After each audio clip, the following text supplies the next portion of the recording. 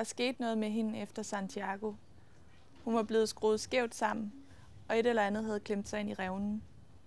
I lang tid, måneder, faldt der sorte flaksende ting ned i udkanten af hendes synsfelt.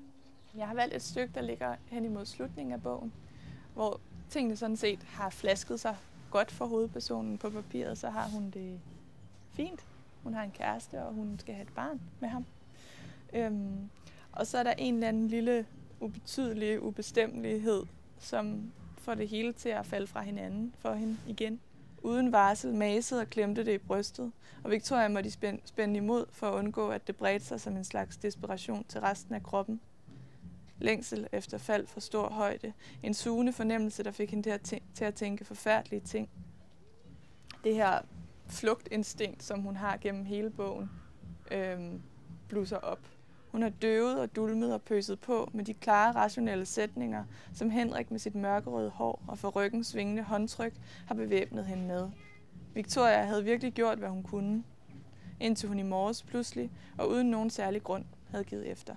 Hun tager til Sydfrankrig en morgen, uplanlagt, hvor hun, de havde talt om at tage til Sydfrankrig sammen, hende og kæresten, så gør hun det alene, uden at sige noget til ham.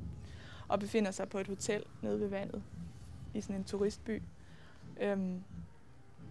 Og jeg synes, at det er et godt billede på resten af bogens bevægelse, det her med at tage afsted fra noget på jagt efter noget bedre,